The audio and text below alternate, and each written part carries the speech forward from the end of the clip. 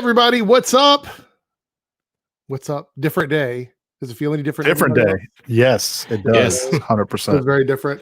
Welcome to the weekly Geekly Roundup podcast live stream. Or you can actually say any of that in any order, and I think it works. Live stream Geekly Weekly podcast. Like you can literally, it's interchangeable. What's up, guys? Eric here, and I am joined by Syberninja. It's me. Hey. Omega Weltall. For some reason, what's up? For some reason, guest names are not showing up. For some reason, I think it got turned off somehow. So our names are not on, are not there. so there's that. There's that. I think it's at the bottom here. Here we go. So, folks, I got a new mic. Tell me how it sounds, because I'm here on 98.6 Body Heat. Your choice for smooth jazz and R&B. All right, there we go. Much better my radio voice. That actually sounds way better, I think. No, it's so Yeti gang, right? You and Eric rocking the Yeti. I'm still rocking my Elgato Wave, and I will continue to do so. But it is a much more needed improvement, and it sounds good, man. I actually, I for the first time, because Pagey doesn't normally use camera, and I streamed with him earlier in the week, and he has an Elgato Wave. That's the same mic that he uses. So. Yeah, I remember last week he had mentioned something. I was like, "Is that a wave?" And I'm like, "I thought he was talking about my hair." I'm like, "What are you talking about?" Yeah, speaking of Pagey, why is there a spider on my wall? It's as long as it's not a huntsman better than spider, this thing I was using. As long as it's not a huntsman spider or whatever those ones are called from Australia. Actually, I heard those huntsman spiders are fairly harmless.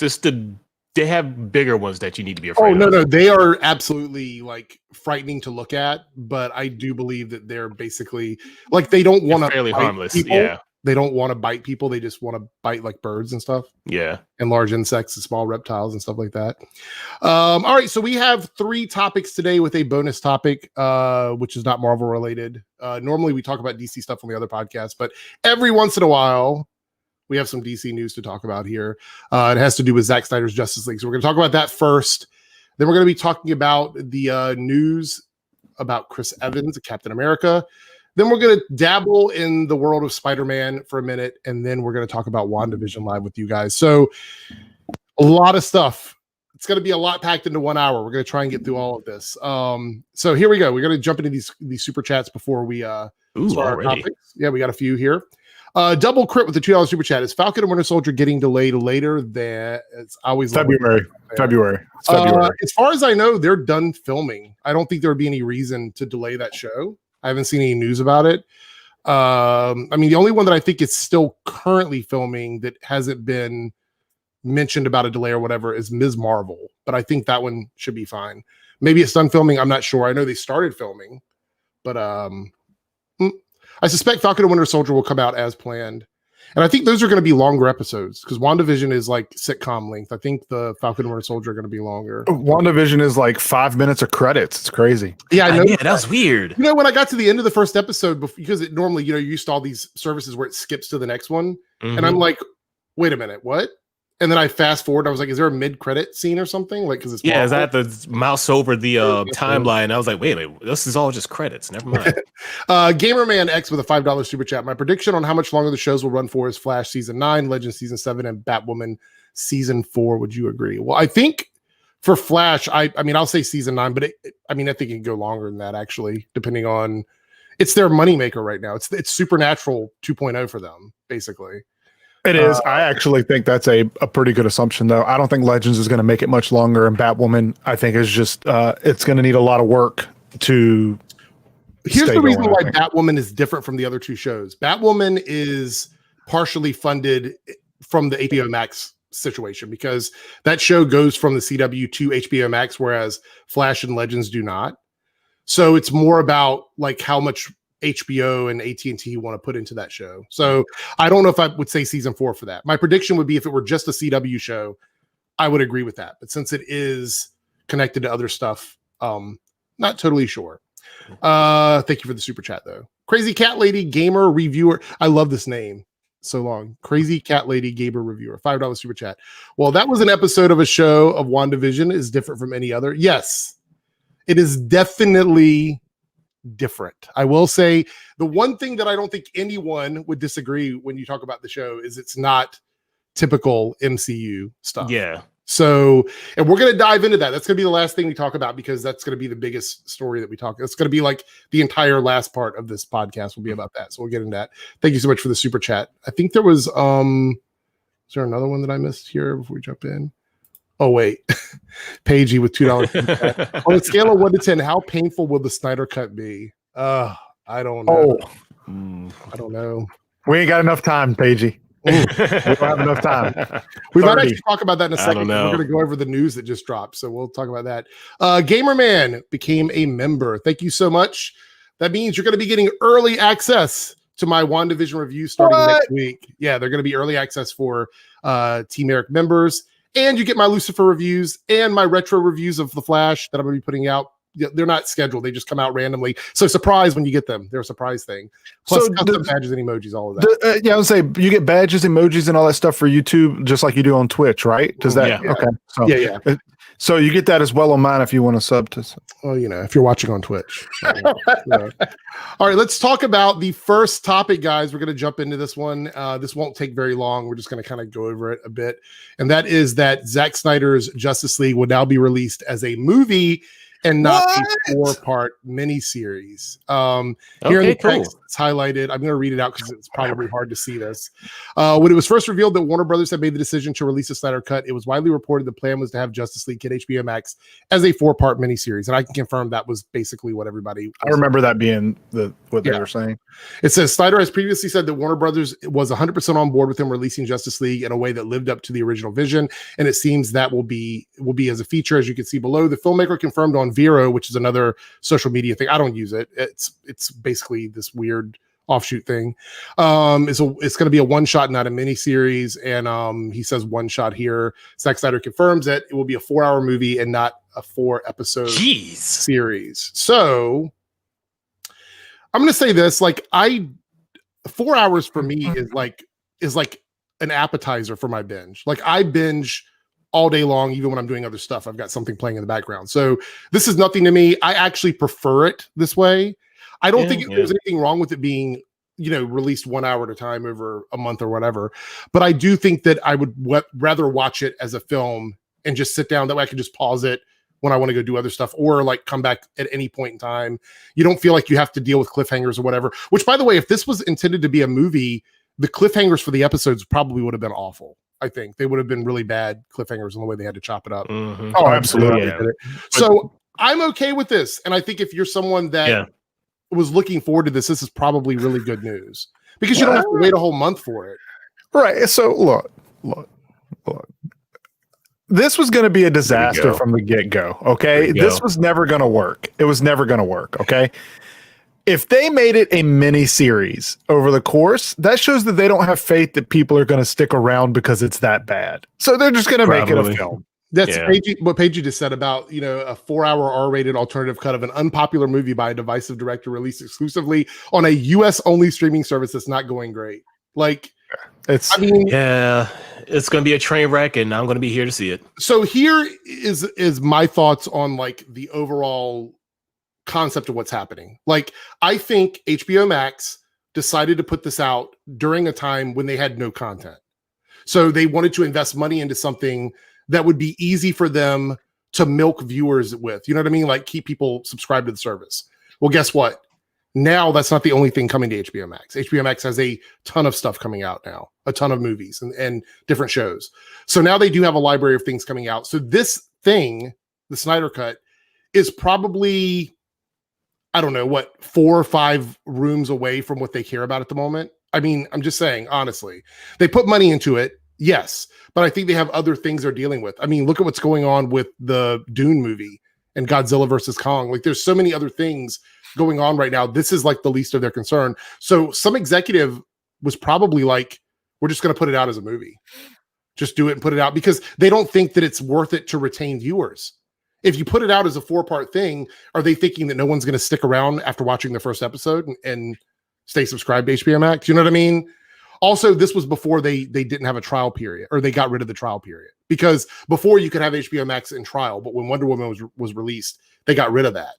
So now they don't have to worry about people watching all of it at once because there is no trial period to wait on. So you might as well just go ahead and pay for it right away and watch the movie. Yeah, so that reminds me. I gotta watch. I haven't watched Wonder Woman 87, which I hear it's 87. Really, yeah. Wow, I need to see that one too. That's a different one. Maybe that one's better than the one that I saw. I'm thinking Cyberpunk 77 for some reason. Anyway, Yeah. But I hear it's not great. Still some gems you're talking about there. Yeah. And before we wrap this up, Paige's comment here sort of sums up all this for us. If they knew that this was going to be doing the HBO Max theatrical releases, they wouldn't have greenlit Snyder Cut. GVK Mortal Kombat came out right after the Snyder Cut. I agree. So any other thoughts on this, guys? I mean, I'm going to watch it, obviously, because I want to see what it's going to be. But yeah, I'll sign up for HBO Max for Mortal Kombat. I guess I'll watch the Snyder Cut. Whatever. Yeah, I get HBO Max for free, so I'm sure I'll watch it. Paid you with the $2 super chat. WandaVision copied Legends of Tomorrow, the one where we're trapped on TV. I mean, they did a whole episode like that. So or did they copy WandaVision? Did they hear about WandaVision and they're like, oh, we're gonna do the same thing? Like, who copied who?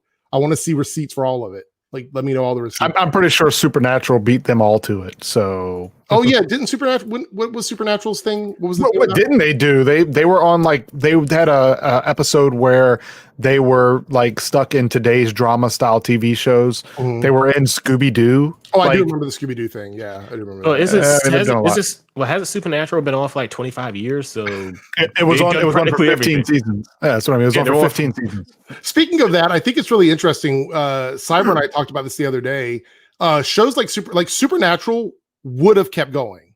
Yeah, they ended it. It didn't get canceled. Like they stopped wanting to do it. To end it. So it's like they're done. It's like The Simpsons should be canceled 10 years ago. They would have been like 50-year-old. They would have been 50-year-old men hunting demons. Like that's really what it would have been. So, Double Crit here says Wonder Woman 84 isn't great, but it's not good enough moments that I really had fun with. I've even rewatched some of the action scenes a few times. I'm only comparing that movie to the previous movie. That's where I drew my comparisons from. I think that Wonder Woman, the original film, was much, much better than Wonder Woman 84. That's just my take on that. So that's the only way I really compare that is to the original film. All right, so let's talk about the next topic. The next we're going to talk about is something that is coming from a reputable source, but still feels like it could be clickbait. I mean, I don't know for sure. Now Chris Evans did quote unquote say news to me on Twitter about this, but everybody thinks that that's just typical Marvel, like keeping things under wraps. Cause we know they've even released fake trailers basically. I mean, you look at all the Marvel trailers from the end of the last phase, they were basically purposely misleading. So as Captain America eyes return to the MCU as Chris Evans nears deal to reprise role in future Marvel project. And it goes here, in a move that is sure to rock the Marvel Cinematic Universe, sources tell Deadline that Chris Evans is cleaning the dust off his Captain America attire as he expected to reprise the role in the MCU in some form. Keep that in mind, some form. It's still vague whether the deal is closed, but insiders say it's headed in that direction for Evans to return as Steve Rogers, aka Captain America, in at least one Marvel property. Doesn't say film, with the door open for a second film. And it says second film there, but it didn't say film in the first part. I think that's kind of important. Sources add it's unlikely to be a new Captain America installment and more likely to be what Robert Downey Jr. did after Iron Man 3, appearing in such films as Captain America Civil War and Spider-Man Homecoming. Okay, before we read the rest of that, what are your thoughts on this? I think if he does sign back on, it would just be in like either flashbacks or a what if series. Yeah, I don't see that. I think to bring him back the way they ended him in Endgame would be a really slap in the face on how they ended that. They shouldn't have even done it. So I don't think they're going to bring him back. I think that his character may have situations in films like Robert Downey Jr. did in Spider-Man, but I don't see it being a franchise or maybe like a voiceover or something. I don't even think it's a reoccurring role. It'll probably just be a boom. It's in this and that's it. Like maybe he shows up in Winter Soldier and Falcon. Yeah. It's because of the money he can make with the MCU. I'm not going to doubt that, Laura. I always say Laura. I'm not going to doubt that because, I mean, this is part of the reason why I've said a lot of people, when they were talking about the Deadpool thing being R-rated, which we can talk about that a bit as well. When they talked about that, they were like, are people going to come back for Deadpool, like the side actors or whatever? You would be stupid not to. Whether people receive it well or not, it is a huge paycheck and you're part of a huge franchise. This opens the door for so many other things. So I would not be surprised. It goes on to say Marvel had no comment. Now, this goes back to what I was saying earlier, is that Kevin Feige and Marvel are pretty good at keeping things mysterious. That's really one of the things they do the best. So, do you guys think that Marvel would reveal this without some huge announcement? Because I mean, that's pretty much what people are expecting. Marvel had no comment. Like, they're just going to drop this new. Like, if this is actually happening, it's not something that you would just give a random website. There'd be a huge announcement about it. Oh yeah. So, all right. And it goes on here to say Evans had been very public that he would be hanging up the shield after Avengers Endgame, with Marvel going as far as having the character hand the shield to Anthony Mackie's character at the end of the film in a torch passing type of moment. So that's another thing here is we don't know what's going to happen with Falcon and Winter Soldier. We don't know what's going to happen in that. So it's very possible that there is something tied to Captain America in Falcon and the Winter Soldier that explains why this would be happening. But we have no idea what that is. And that would also explain why Marvel's not making an announcement about it. Because if this is something they're setting up for that series, which, by the way, the movie actors can totally be in everything. WandaVision, I mean, these movie actors can come onto the shows. They totally can. So having Steve Rogers show up in that series in some way or another isn't out of the realm of possibility, honestly. Right. Yeah. Yeah, I agree with that. I mean, I think it's cool if he comes back. It was sad to see him go. I think in Endgame it was kind of like a bittersweet send off because we already had to deal with the fact that, spoilers, Tony died, and by then I was a wreck in the film. So seeing Stark go off in the sunset, I was just kind of like, bye. I actually think if you bring him back, it kind of takes away from the weight of him and the way he left. Yeah. One of the things that people argue all the time is, why would Cap walk away from being Captain America? You know what I mean? Because that's kind of what he did when he went back in time. He just basically let the other Captain America stay and he, and do his thing, and he went back in time. But a lot of people have argued about that. So it seems weird that they would bring him back after investing so much into that narrative. So for me, I think as much as I love, first of all, I think Chris Evans was the perfect Captain America. I think he nailed this character. He is the character. Captain America was a character that a lot of people knew of, obviously. Even if you didn't read comics, you knew who Captain America was. But a lot of people didn't necessarily connect with the character in the way they did until after Chris Evans came on and started playing him. Yeah, true. So I think a lot of people feel like Hugh Jackman is Wolverine. Like that is their version of Wolverine. Yeah. So I think Chris Evans fills that same void. Like Chris Hemsworth is Thor. It doesn't matter if you give the mantle to Jane Foster and make her another version of Thor. He is the image of Thor that most people remember for years. Yeah. So I think that Captain America is the same way. So you could pass the mantle on to someone else, and I'm totally okay with that. But I think that when you think of Captain America, even though I've been reading comics pretty much my entire life, Chris Evans is the face of Captain America when in my mind, for some reason. He nailed the role in a way that I think allowed me to, give a damn about this character's real story. Because to be honest, in the comics, he was kind of, I'm probably going to break to call the coals for this, but he's kind of a boring character for me because I never really. Yeah, he wasn't a deep character for me. But actually, because of Chris Evans, I went back and read the comics, and now I understand the character. I just didn't get him. It's kind of corny. Yeah.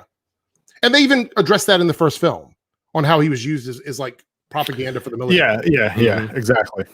So my opinion is I actually love the idea of passing the mantle on to someone else. Either Sam or Bucky would be fine to me. I think Sam is the most logical choice. So we're going to get a Falcon that I think is going to be wearing red, white, and blue. And if that happens, that's fine with me. I'm okay with that. Okay, so we're going to stop that. Let's address the Deadpool stuff. I'm not even going to pull up an article, but let's talk about it briefly. So Kevin Feige confirmed that Deadpool is not only going to be part of the MCU, but that the film is going to also be R-rated. And I will say they didn't have a choice here. Yeah. They didn't have a choice. I mean... Yeah, you can't water down Deadpool and expect it to be good. I mean, you can totally throw him in other movies and water him down. Oh, yeah. But in his own movie, no. Yeah, and the fact that they're saying he's part of the MCU kind of confirms X-Men as well. Yeah. So my guess is that'll be explained in Doctor Strange. Yeah, probably. I truly believe that that in order to bring in the X-Men in a way that makes sense, it's gonna have to be a Doctor Strange multiversal thing. I mean, Yeah.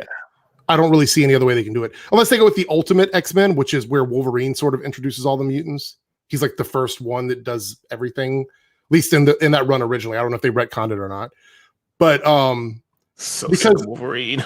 Well, here's the thing: I don't even know how Wolverine will work in the MCU because he's a very violent character, and that's part of the things that people ask for in the Wolverine spinoff movies, were that they could be as violent. Like I think Logan. The one thing that I did like about Logan is they didn't pull punches on the violence. Yeah, I would give it that. Like I feel like they had the door open for that, right?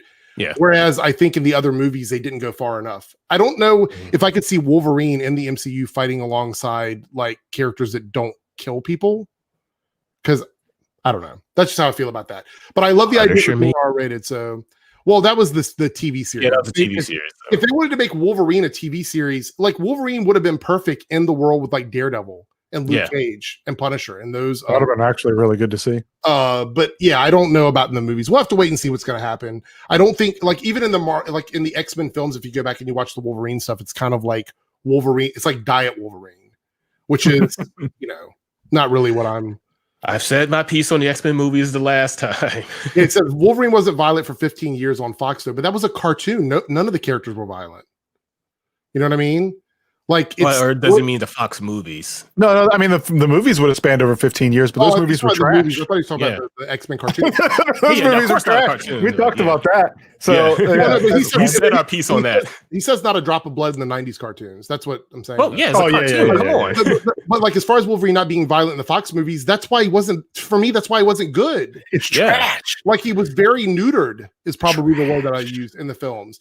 Actually, like I said, I love the first half of Logan because they went completely like in that first fight scene in Logan, regardless of how I feel about that movie, there was no punches pulled. I don't want to see another Wolverine where they have to like basically neuter the character. That's not the Wolverine I want to see. That's probably who we're going to get, to be completely honest. Which is why I think they might put him in with Deadpool and just let those two have their own thing. Yeah, I think that would work. Everybody would be happy with it. Deadpool, Cable, and Wolverine just let them have their thing. Yeah. But as far as him being in the MCU and stuff like this, and I said this on Sean Stackhouse's podcast. We talked about this earlier in the week. Are you cheating on us? No, I'm just all over the place. I'm just all over the place. I've been in probably 4 different podcasts. It's been a crazy week. Did you use protection? So maybe, I don't know. So I forget. It's too many. God. I have notches on the headboard. No, it's too far. Anyway, let's go. Scratch that. It's our demonetized. There we go. Throw it out the window. We were talking about it. It would be like they have Deadpool now, right? Which is, in my mind, one of the most marketable superheroes of all time. You can put a Deadpool and mix it with anything. You could do Deadpool Pepsi. You could do Deadpool bubblegum. You could do a Deadpool. Like, you could literally, I have seen at comic book conventions, every variation, and Cyber's been there too, of Deadpool you can possibly see. I've seen Superman Deadpool. I have seen Batman Deadpool. No one even remotely like bats an eye. They're just like, oh, it's Deadpool. Yeah, it's Deadpool, whatever. Right. No one even says, oh, that's Deadpool or Superman Deadpool. They're just like, it's Deadpool. What I'm saying, though, is that Deadpool is a cash cow, and the movies prove that. Yep. Whether or not you really love the second film or not, Deadpool is a character where I could see, because kids even know who he is, like, even if they've never seen the movies. You could make an entire section in the Disney stores with Deadpool, not like variations. Deadpool Iron Man, Deadpool Hulk, Deadpool Wolverine. Like, there's so many different things. They would be stupid to take that property and not run with it. So I'm absolutely not surprised at all that they want to keep it the way it was. They would be really dumb to change it, which is the same thing I said about Sony and the Spider-Man deal. Like, Sony would be really stupid when Marvel wanted to take over Spider-Man to not want to be connected to that. Because remember all the drama about just cash the checks, man. Just cash the checks. All you need to do about them walking away from the deal, and I'm like, why would they do that? It's so stupid. Just cash your check. We want control. We want all the money. You're not going to make all the money. You're going to make nothing. And actually, Sony had the better part of the deal. I mean, in terms of like creative control, financially, it was a gray area. Creatively, they had more control. Like, it's basically like Disney's like, where you can do all this other stuff. We'll send some money your way. I do think that they had to fight for a better cut of the money, but these are big corporations. So I don't have a dog in the fight. So get your money, I guess. Do you, whatever. I just think it's a better deal to stay within the franchise, but you know, it is what it is. Crazy Cat Lady Gamer Reviewer, $2. Happy that you like my name. Thanks. It is a great name, and I think of it as like a accompaniment to our title of the show. Which is I think it is because it's the Weekly Geekly Podcast Roundup.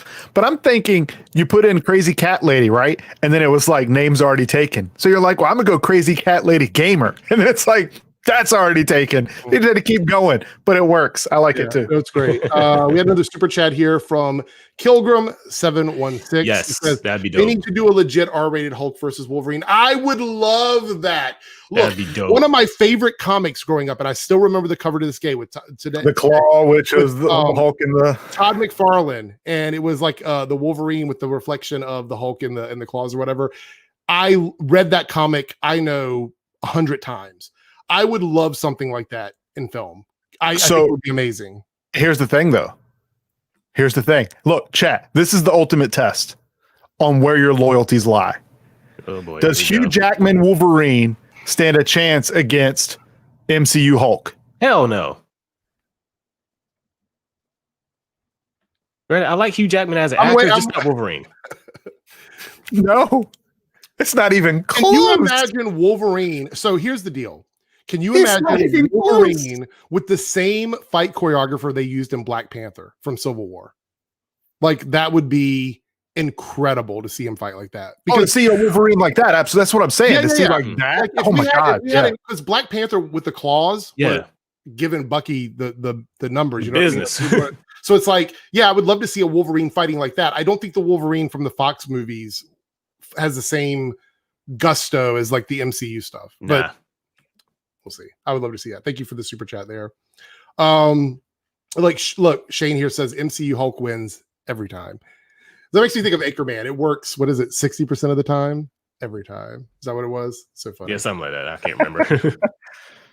Was it Sex Panther or something? There we go. Demonetized again. Yep. So close. Almost made it 30 minutes. I know. So, all right. So I'm going to talk a little bit about Spider-Man here. So we've got a couple of Spider-Man things to talk about before we get into WandaVision. And here's the first one. This one may make a few people excited. There's no real point in really reading the article. It's just one of those things. Daredevil's Charlie Cox reportedly seen on set of Spider-Man 3. So I have two feelings with this. The first is I would love to see this because I love Charlie Cox's Daredevil. I don't know how well Daredevil would hold up sharing screen time with the MCU Spider-Man. That's my biggest concern. And I see, the thing is, I agree 100% because when you see how dark and grounded the Netflix series was, it was gritty. It was street. It was not Spider-Man friendly neighborhood. I don't know how it plays out. I know in the comics they were not always, but they teamed up a lot. And in the comics, he would swing around a lot like Spider-Man. And, you know, the Man Without Fear, the Netflix series wasn't like that. And I was okay with that. I don't know if they're trying to introduce it into the movie scene and have him get into that role.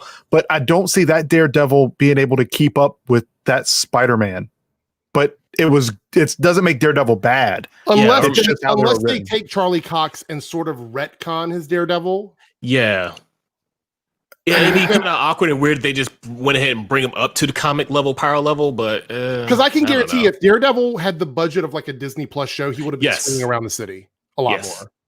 Like, I think the fighting would have been just as good, but I think we would have seen more of him like jumping on rooftop to rooftop and swinging around a bit more. I don't know if it would have taken away from the charm of the show because I absolutely love Daredevil, all the seasons of Daredevil.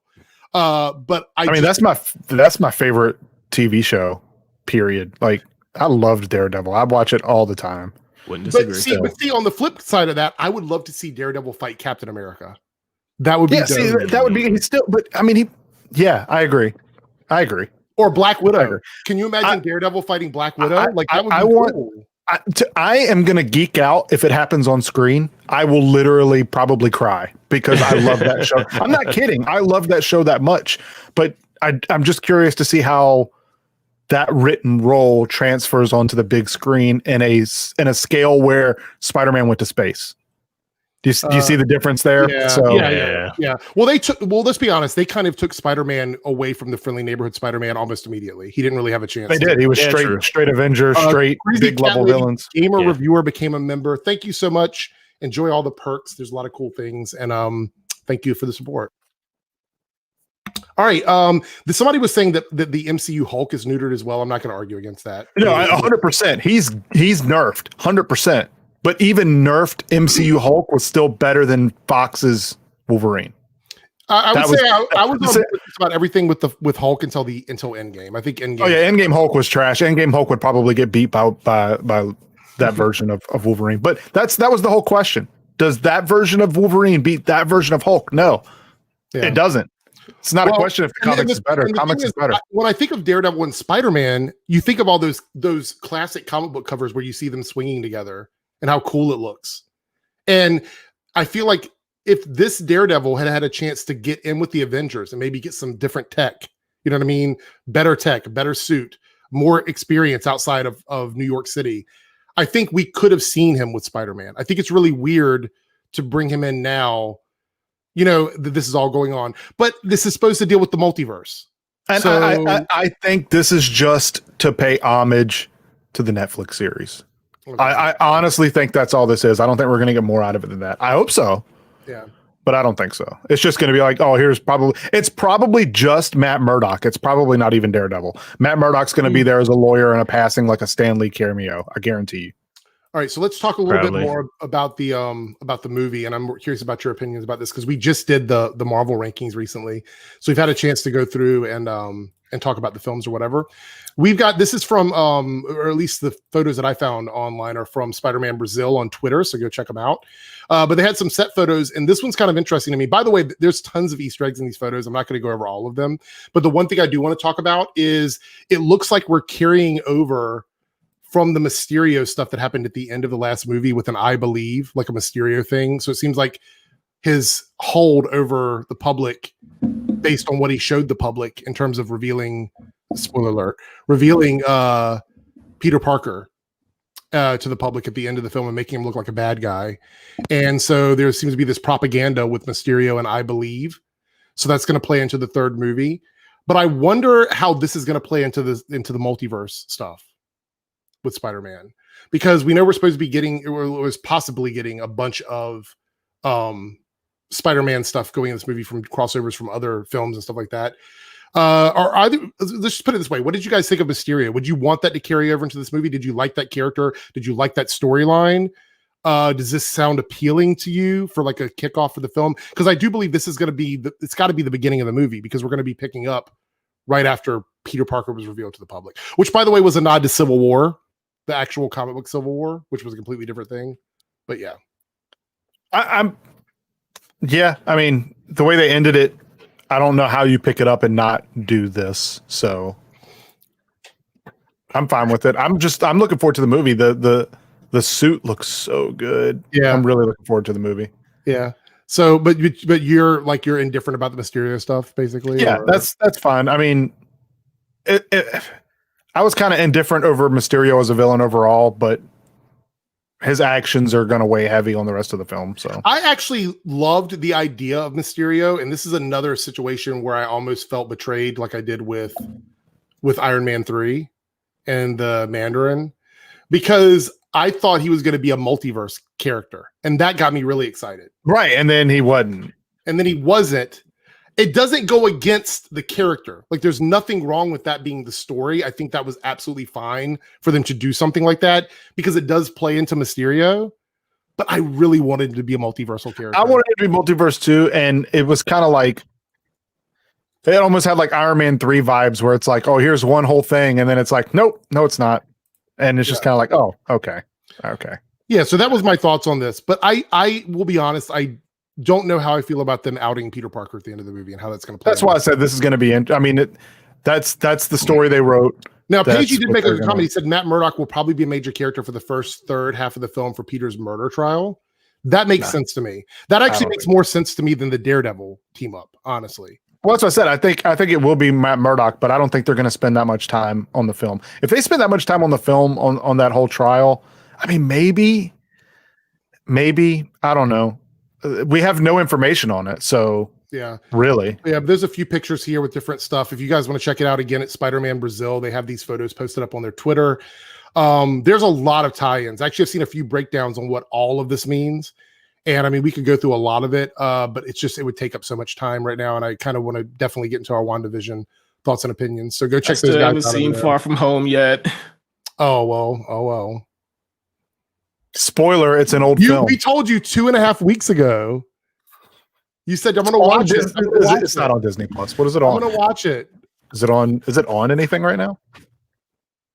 I don't even know if it's on anything right now. I don't either. Yeah. But the truth of the matter is, do you really care? That's really the reality of it. Do you really care that much? And I would say that's just I kind of don't. I kind of do, but by the way, I just never got around to it. By the way, like there's a lot of other stuff in that movie we didn't spoil, so you can still watch it and be surprised. Yeah, I'll watch it eventually, maybe. Yeah, the big thing at the end doesn't tell you actually what's going on with Mysterio. So definitely go watch it and then tell us. It's an okay film. We're gonna get into our WandaVision reviews here in a second, and we're going to start it off here with Amir and a $5 super chat. He goes, Wanda appears partially aware of what's going on, hence the scene reversal, and what's going on is most likely her fault to cope with her loss of vision. That is a really good starting off point for our review here of WandaVision. So this is your spoiler warning for WandaVision. Let's get into it. If you have not watched it yet, you've been warned. If you've not watched it yet, get into it. Yeah, because also, if you haven't seen my actual review, you can watch it after this. I'm not going to cover the same stuff that I covered in my review. So it's I watched it. I watched that. Yeah. So you didn't watch the show? Oh, no. No, I watched the show. I watched your review, too. Oh, okay. Right. I did not watch the review. Right. Well, does that make me bad? Probably. But yes. Okay. Pause the stream. It's like 19 minutes long. Back. Yeah, no, it's like 13 minutes or something. I don't know. Anyway, in the review, I basically just go over my general thoughts of it. It's not super spoilery in my review, but in here, it's going to be like super spoilery. So, in my review is kind of like light spoilers. It's like we said, Diet Wolverine. It's like a diet review. Like it's like you go in there. There's a few things. I don't know. But if you haven't watched it, there's your warning. So WandaVision, we've been waiting a while for the series, and there was a lot of hype leading up to it. I don't think initially this was going to be the first release. I think Falcon and the Winter Soldier was supposed to come out first, and this was supposed to come out second. Chat, you can correct me if I'm wrong there, but I do believe that was the original. I think that was supposed to be. I think that is correct, because I do remember Kevin Feige coming out and saying that he was happy that this was the first one, even though it wasn't intended to be the first one. So we'll go with that.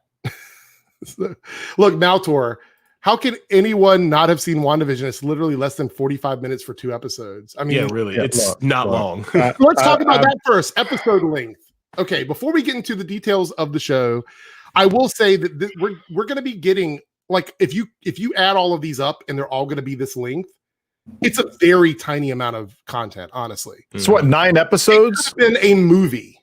It could have been one movie straight through. Now, I know that's not the story they're telling, but I will say I truly believe that this show may actually be better on a binge watch after everything is out. Like, yeah, that's what a lot of other reviewers I've been listening to. Even I was just talking to my brother. I was like, yeah, this probably would have been much better if it was they just released everything and you just watched it one after another instead of waiting a week after each one. But they're smart because they're doing the same thing with The Mandalorian, where we're sitting here wondering what's going on. And had they released it as a full bingeable series, that mystery would have been taken away.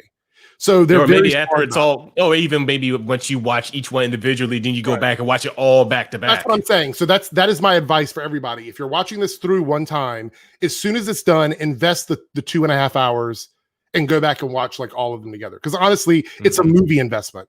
Once the whole season is out, it's literally the investment into a movie. So I think binging it will be good, and then catching some stuff on the back end there. Okay, so you guys, if you know, Omega's already watched my review. You have my general thoughts on it. I actually pretty much enjoyed the series. I think I gave it like a 8 out of 10 in my review, saying that I think it's got room to grow. That it's really is. It's got. I didn't want to give it a higher score than that because I'm like it has stuff it can still do. I'll say it's almost like it's too early to give it a score. That's exactly how I felt. But I gave it an 8 based on the quality of the storytelling and the cinematography of it, because I think that it was all done really well, and I did enjoy that aspect. Plus, I like the mystery part of it. So that's kind of where I base my score on, because everything else, you know, it's Marvel, right? You know the acting is going to be pretty solid, no matter whether you like it or not. You know who these characters are. You've already seen them in the movies. You already know that there's a level of quality that Marvel has with all of their properties. So it's literally going to be like taking a movie and turning it into a TV show. So it's hard to look at that and go, oh, this is going to be awful. It's going to be at least watchable, you know, when it comes to the Marvel films. So I didn't go into it with any worries about that. So my score is basically on just my initial thoughts on all of the elements of this leading into where we're going with the series. So I want to know what you guys think. Like, just like some first thoughts on it, and either of you can go first. You can go ahead, Omega. Oh, okay, cool. Well, I thoroughly enjoyed it. I wouldn't give it the highest rating as you did, but mainly because, okay, how can I say this? Because I used to watch those old 60s and 40s and 50s and 60s sitcoms back in the day. Maybe, you know, when it used to come on Nick at Night after I watched Nick at Night as well. Those Bewitched, F Troop, Dick Van Dyke, Mary Tyler Moore, Green Acres. Yeah, I mean, I watched them all. Yeah, I used to watch. So just the shows by just that by itself, I don't know. I enjoyed it. I liked it. But as to like the underplot that's going, the overarching plot that's going on, like in the behind the scenes, it's like, what's going on? Because there's so many different Easter eggs that they're throwing at you, like the sword emblem, then that one helicopter that was actually in color for that also had a sword emblem on it. Yeah, that. Then there's the beekeeper who had a sword emblem with the were they bees or were they flies? I'm just intrigued. Does it matter? Yeah. I'm just intrigued by the whole thing. But it's even without that, just like the 50s sitcom thing, even that I thought was funny. There was some jokes in there I just bust out laughing to because I like those cheesy sitcoms like that because I watched way too much TV as a kid. What about you, Cyber? Your general thoughts. You don't have to dive too deep into it. We just kind of want to unpack general thoughts. I will say that I too, as a kid, I would fall asleep to Nick at Night watching those films. I think even like what is the I am completely losing my mind here. It was like the horror TV show. Twilight Zone? Not Twilight Zone, the other one. With the bald guy, Alfred Hitchcock. Yes, Alfred Hitchcock would come on there as well. So, anyway, I see what you're getting at.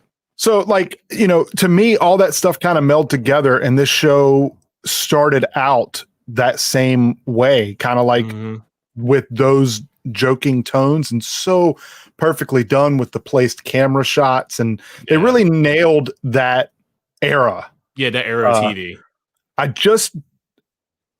If it's general thoughts, I will say, even with 5 minutes of credits, I felt like the shows were too long with the gimmick. Okay. You mean we can get more into it with the gimmick of being trapped in like a sitcom? Of not enough. Like, I don't need it to happen super fast, but in the span of 9 episodes where it's only 20 some minutes per episode, I want to get to the point sooner so I know where we're going. Because right now we're 2 episodes in, and we still don't know anything. My guess is going on. I think everything's going to hit 100, and then it's just going to be a masterpiece from there. We had a comment earlier for the super chat that says that a lot of people, I think, kind of believe that this is a reality created by Wanda. Yeah, that's what I was thinking too. Mechanism. And I think that's kind of everybody's general consensus. I have another possible theory about this, but once you get done with your general thoughts, we'll. I'll say overall, I liked it. It didn't have me on the edge of my seat waiting for the next week's episode, but that's not a bad thing. Marvel is dipping their toe. I actually feel the complete opposite. I really literally was ready to watch the next episode as soon as I got done. I see what Marvel is doing. They're dipping their toe into a different style of show, right? Because they've been the MCU's very family friendly and very, I don't know, it's just like very, I don't want to say kiddie, but this is different. This is more the adult sitcom era. Right. And that doesn't mean it's bad, right? But it just didn't all hit for me.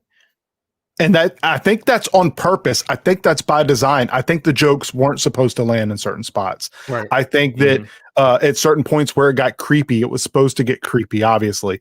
So I think what they're doing is what they're trying to do. Just 2 episodes in, I'm still, I literally, after the 2 episodes, I was watching the credits and I'm just like, so much is happening. But yet nothing's happening.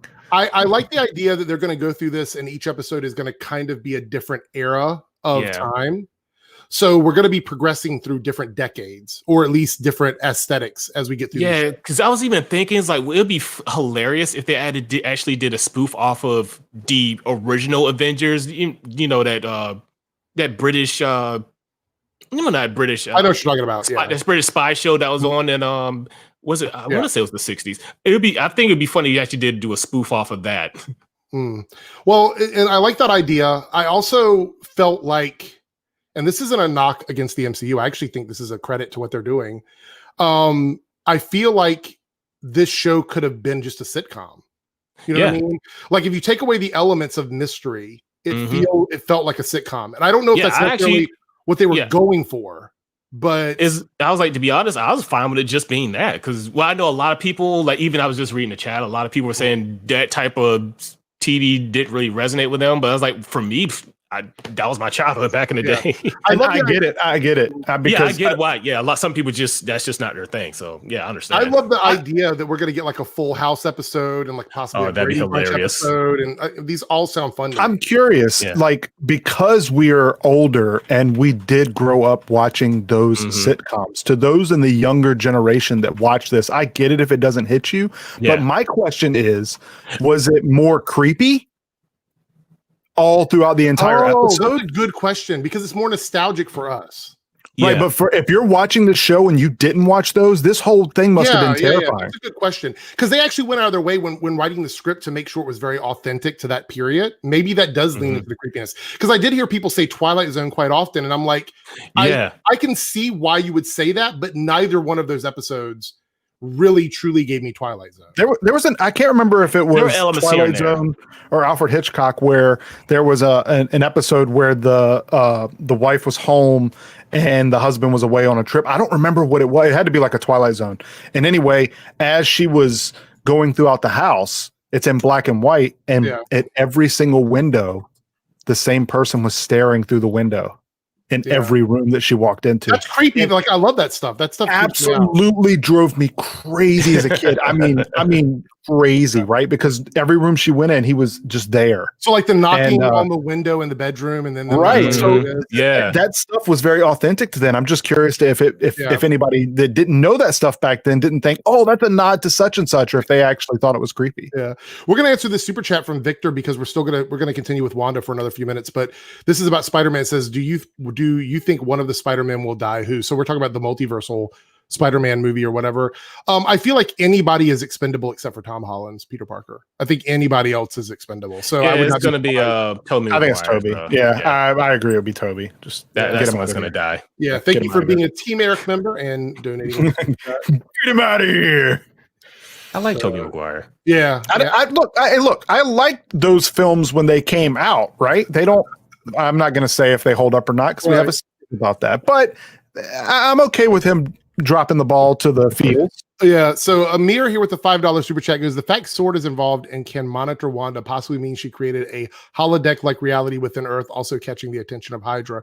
So that's what I was thinking too. Yeah. I was thinking this or the framework from Agents of S.H.I.E.L.D. I know that's kind of a long shot too. Yeah, I thought framework too. Shot because it is Agents of S.H.I.E.L.D. and we know that whole timeline is weird when it comes to the MCU, but I love the idea of the framework. For me, it was virtual reality done right, which we haven't really seen since The Matrix, I don't think. So I really love that idea. So one of the things we see throughout the episode, adding, and this is an addendum to Amir's comment here, is a voice coming through the radio. And from what I understand, that's Jimmy Woo from Ant-Man and the Wasp 2. That's what I've been reading. That makes sense. I didn't read. See, I haven't read anything about like the Easter eggs and stuff because I saw so much that was happening that I couldn't confirm whether or not I was accurate or not. But I was like, man, so much is happening again, but nothing's happening. So that's cool. If that was him, that's actually a pretty good catch. If somebody caught that, they were saying that was supposed to be him. I'll have to double check on that. Apologize, Chad, if it's been confirmed. But I looked around, I couldn't really find any confirmation on it yet. But a lot of people were saying it was him. We have the connection with Sword, so we know Sword is definitely involved because we had the helicopter, which to me looked like a real helicopter that had just been miniaturized and shrunk down. And the fact that it was in color means that it came from outside of her reality. That to me is the confirmation that it wasn't from it was had to be a real thing, and it wasn't part of whatever it was she was creating. And I think that was supposed to be the creepy vibe. Now, Cyber, you said earlier off stream that when she looked away from that, you thought there was going to be some connection with the window or whatever, and then there wasn't. Yeah, I rewound it because I'm like, she looked at a specific spot, so I actually stopped it. We were all watching it, and I'm like, like, what are you doing? And I looked, but there was nothing there. But there were so many things that happened in the show where she lost focus, and everything around her started to fall apart, whether it be other characters or whatever. Like, they would like lose their emotion, and it's little stuff like that you got to pick up on watching it. So when I saw that, I'm like, oh, do I see something? And I couldn't like zoom in like a picture, and I'm like, I didn't see anything, but it was, she definitely looked somewhere. So Jared here goes, I'm younger and I loved it, but it did have a creepy, weird vibe. So that answers your question. I guess that there are people that got a weird vibe from it. You know, I'll be honest with you. If we went back to like TV shows pre like the 60s to watch them, like silent films and stuff, I would probably be creeped out by them. But people from that era would not be creeped out by something like that. Yeah. It's just the tone of which they're filmed. And like I said, that when you have the camera and it's a fixed camera, it just gives you a more feel like you're there. Yeah, because actually when we were younger, those shows were like what, 20, 30 years ago. And now that we're older, and now that the younger people is like 60 years ago. Yeah, it was 60 years ago. Yeah, totally get it. So let's talk a little bit about somebody was mentioning Mojo in the chat. Oh yeah, I hope this is Mojo's doing. Do you think it would be too early to introduce something like that? I feel like it would be too early. I hope so, but it is too early. Mojo, it would be, let's be honest, would be so disgusting in live action. Like he would be. God, that's how I want to see it. You know, remember like in Blade, that weird fat guy that was in Blade that he burned with the UV burns up. Oh God, that'd be dope. X-Babies, yeah. So here's the thing. I want to see a Mojo world, but that's very X-Men-ish. And X-Men was very dark and very political at times. And while this show is giving off creepy vibes, I don't think this show is the right show to introduce Mojo. If they did, I don't think it would do Mojo service. I think we're going to get introductions on this, but I don't think Mojo is one of them, unfortunately. I think they're going to set up some stuff. I don't think so. It would be cool if it was, but nah. Yeah.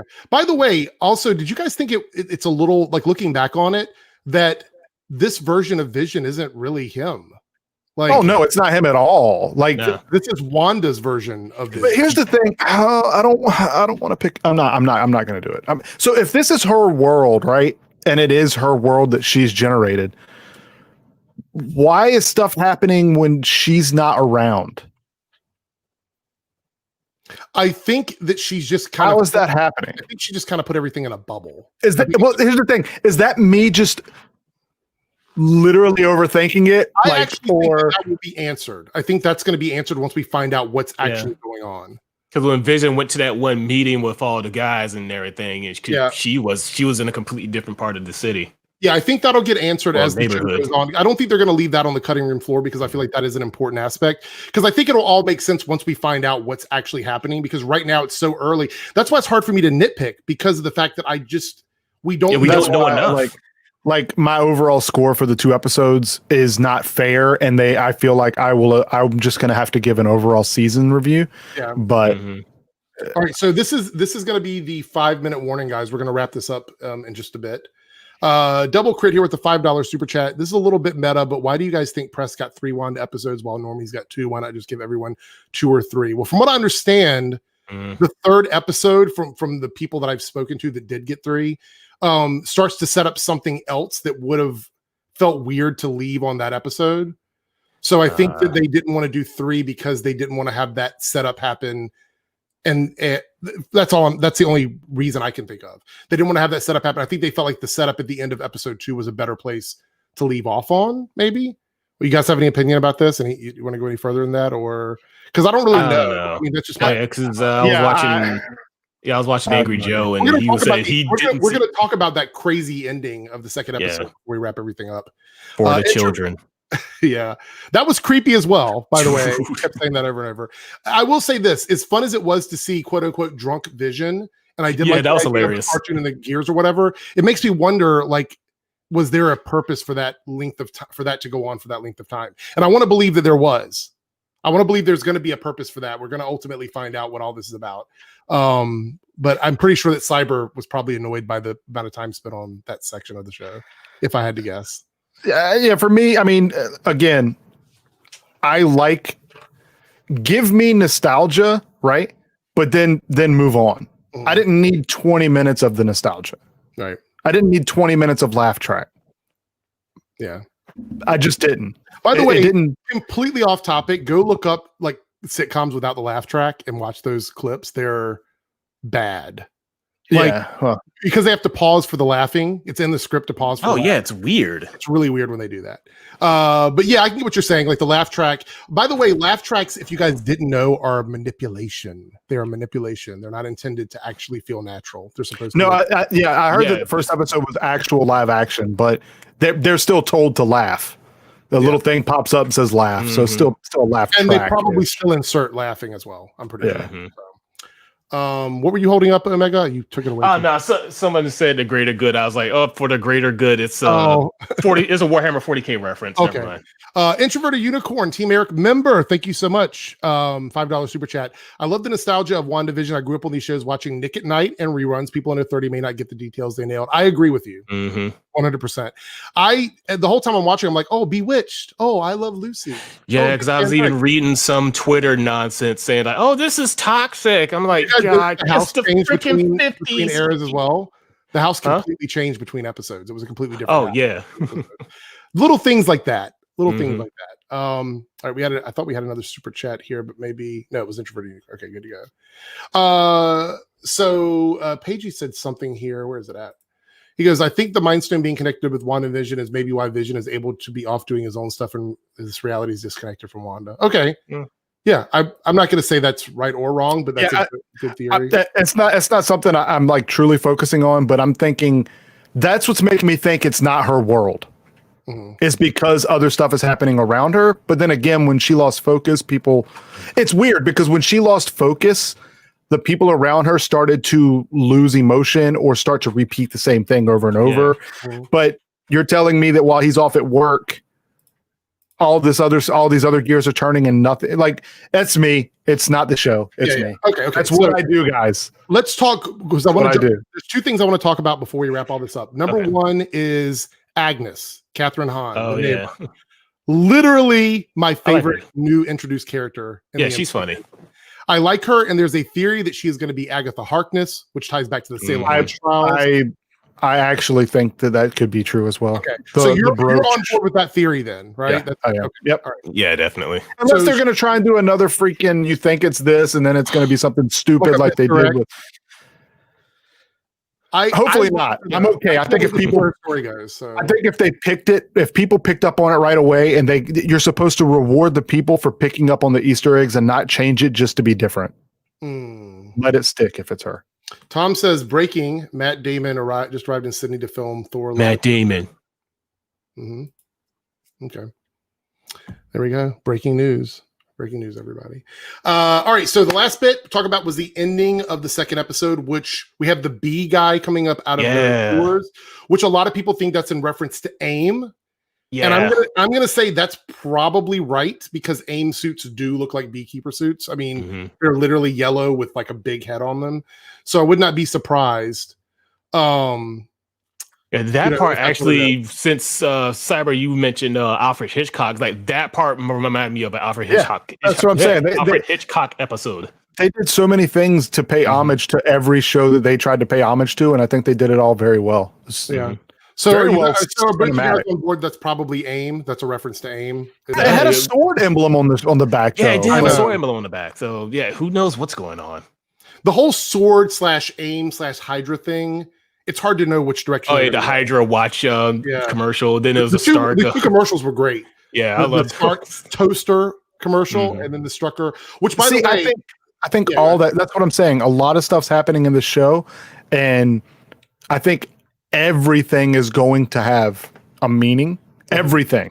Yeah. I don't think anything I think all the interactions they're having with the people are not as important as the stuff that's happening off screen. And I think that's what's important is like the House of M. Right. House of M.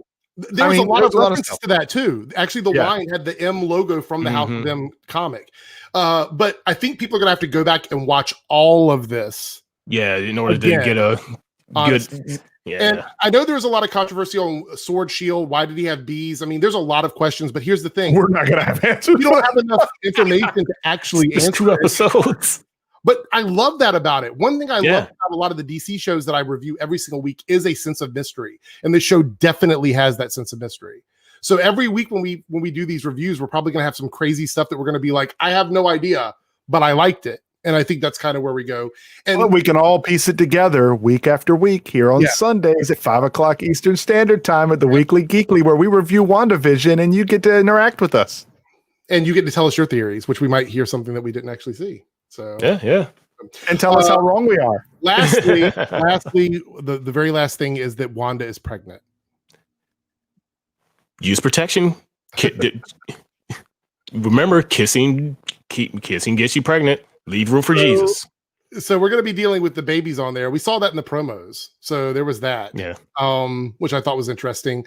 Now, initially, as I was doing a little digging in the intro, the cartoon intro, it looked like Galactus in the background. And everybody was like Galactus. Yeah, see, I didn't see that. I didn't see that at all. I didn't see that until I saw your review. I completely forgot that there's a character who... Oh, okay. So now I think...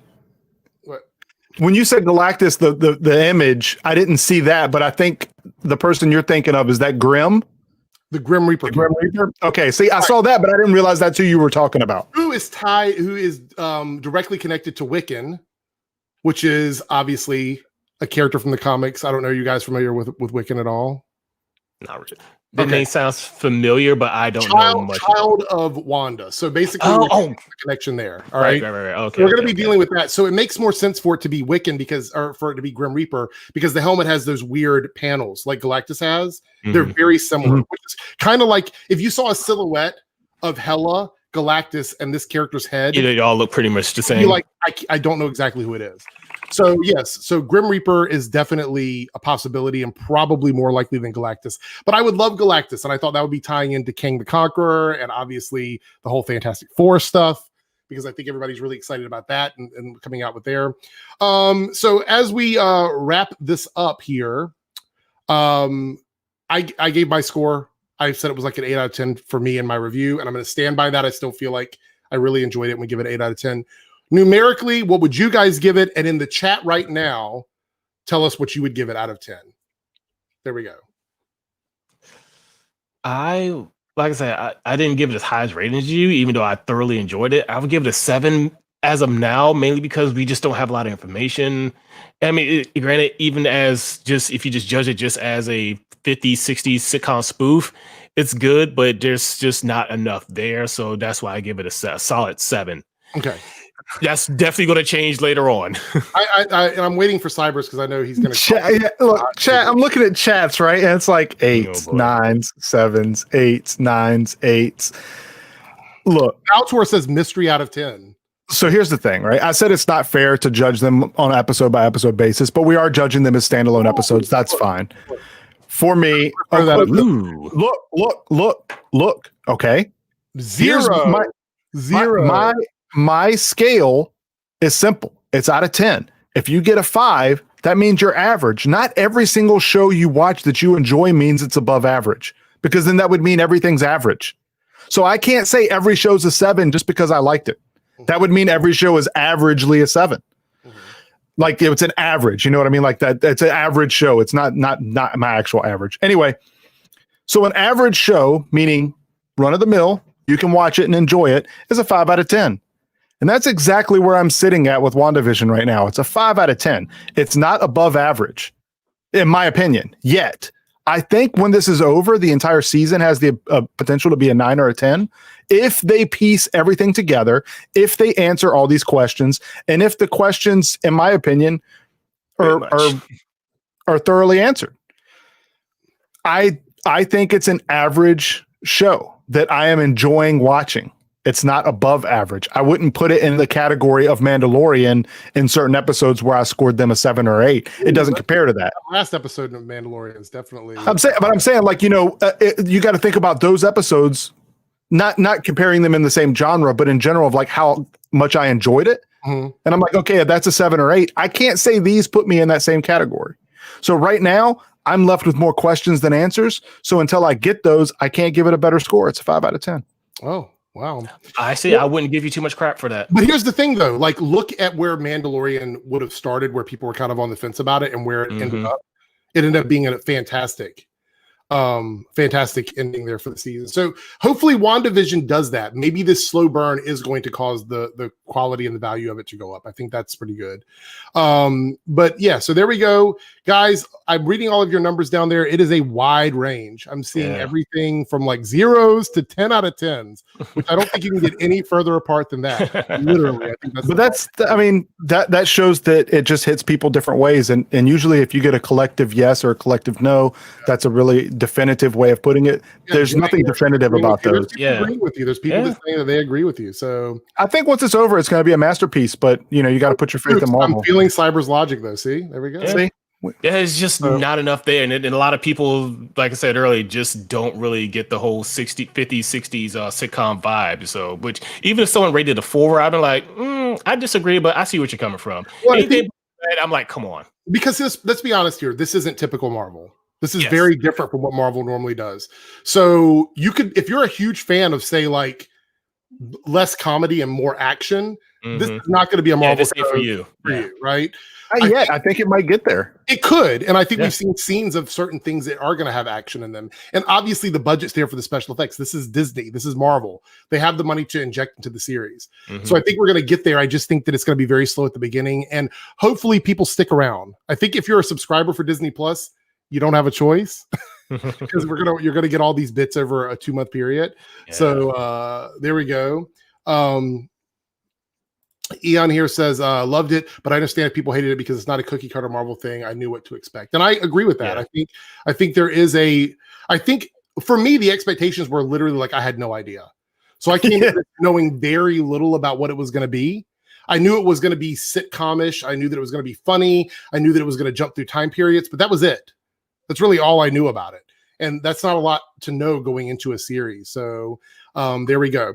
All right, guys, that's where we're going to wrap it up. Thank you so much for joining us this evening. Remember, new time, 5 o'clock, Sundays, 5 o'clock Eastern time for the probably through the remainder of WandaVision. I think we're probably going to be here through this, and maybe moving forward, we'll see how it goes. If you haven't seen my review for episodes 1 and 2, make sure you go to my channel. If you're on Twitch, head over to YouTube and click on the WandaVision review. Right now, it is up for everyone starting next week. Team Eric members will get early access. It will be up for a few days for Team Eric members before it goes up to public. So if you want to get those reviews like the night of the episode, you want to watch it and then come over and watch me talk about it, become a Team Eric member and get those reviews. That's not it. You also get like custom badges and emojis and all that stuff. All of our links will be down in the info box. If you want to check out Cyber over at Twitch, his link will be there. What? Who? Oh, me. If you want to check out Omega's links, they will be in the info box below. And I just posted a picture today on DeviantArt. It's a bit risque, a bit not safe for work. So just make sure no little ones are around. So there we go. Go check those out. It will be updated. It's not there now, but once this goes like public on the channel and everything's processed, it will be there for you guys. There'll be timestamps below as well. So if you missed this at all, you can go back and watch it from the beginning and skip through as you would like, because some people like to watch things out of order. I just like to hear myself talk, so I'll go back and watch it. Oh my God. Anyway, that's pretty much it, guys. Thank you so much for joining us, and we will see you next week. Would you like to play a game? Oh, geez, there we go. We're out. See you later.